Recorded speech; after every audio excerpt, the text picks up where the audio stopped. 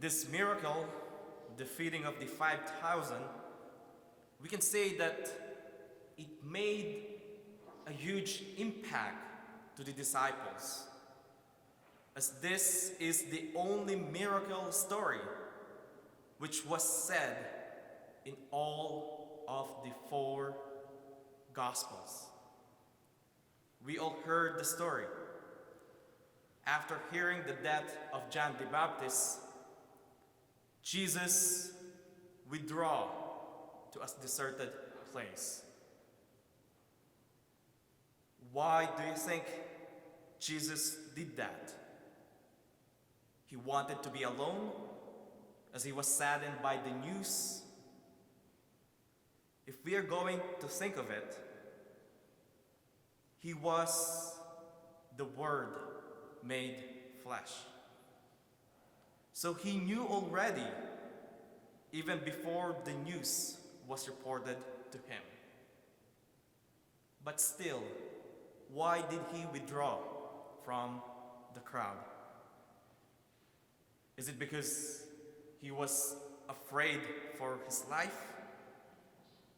That maybe they will kill him next? He already knows the answer for that. So why did he withdraw? If you notice in the other passages leading to our gospel today, whenever Jesus performed a miracle, he always say, tell no one, tell nobody. Because at this point, he doesn't want to reveal his real identity yet. If we're going to reflect on this story, this also teaches us to avoid evil and the places and the events that could lead us or others to sin.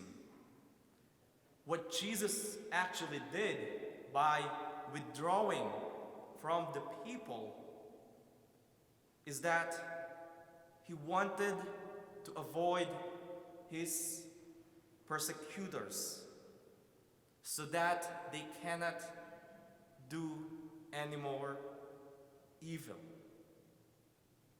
Maybe we can learn from this that if we know that if we can cause someone to sin, maybe we can step back, just like what Jesus did. He didn't want his persecutors to avoid any more sin. Maybe we can have that as a philosophy in life, that we make it sure that we don't lead others to commit sins. Another thing that I want to point out in our gospel today is that when the disciples said, send them away. At first, when we hear this, we can think that, oh, why would they send them away? Why would they say that? We are so quick to judge. We are so quick to judge the disciples in this passage, thinking that they do not have hearts. It sounds like what they are saying is that they are tired and hungry. Please get rid of them and let someone else worry about their problem. As a Christian, how can we think like that? According to Saint Cyril of Alexandria, this was not the disciples meant when they said, send them away. The disciples knew that those who follow Jesus were afflicted by evil spirits and also by sickness. They are suffering. They want to sought relief. And being in a crowded place, and also it's getting late. It's not good for them. They are already exhausted. The disciples knew that as well. And also the disciples know that Jesus need only to consider what these people are longing for. And then it will be given to them. They didn't need to stay longer through the night and get hungry. So they sent them away, not because they think that they are not worthy of Jesus' time, but because they love the crowds. They didn't want them to endure any more unnecessary pain. The disciples care about the people.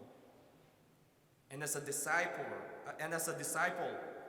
who is following Christ, we should learn from this.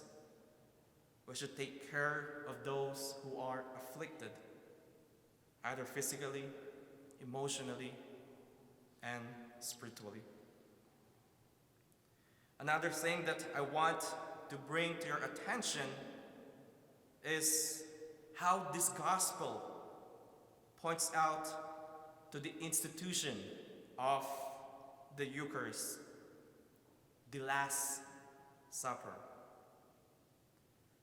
First, they both happened in the evening. Second, the attendees assumed the same posture, sitting, reclining. Third, Jesus performed the same actions with bread in both instances. When Jesus received the bread, he looked up to heaven. He blessed and broke and gave them to the disciples. Isn't it? That's what the priest is basically saying during Eucharistic prayer. In one of the options, the Eucharistic prayer, it actually says, "With eyes raised to heaven, O God, his almighty Father, giving you thanks, he said the blessing, broke the bread, and gave it to his disciples, saying, 'Take this, all of you, and eat of it.'" That's what Jesus did in our gospel today. Having taken the bread and the fish, he looked up to heaven, then blessed and broke. He gave thanks to the Father. Then this load was changed to evangelical food.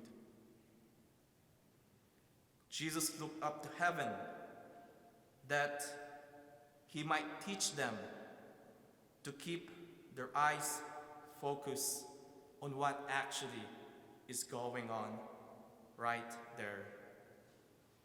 This is the same idea when we do our consecration during Mass.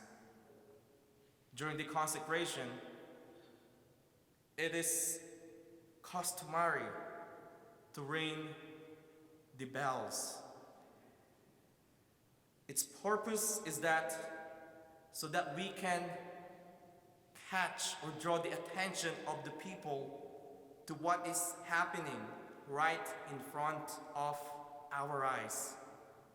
The transubstantiation, that changing of the bread and wine into the body and blood of Christ.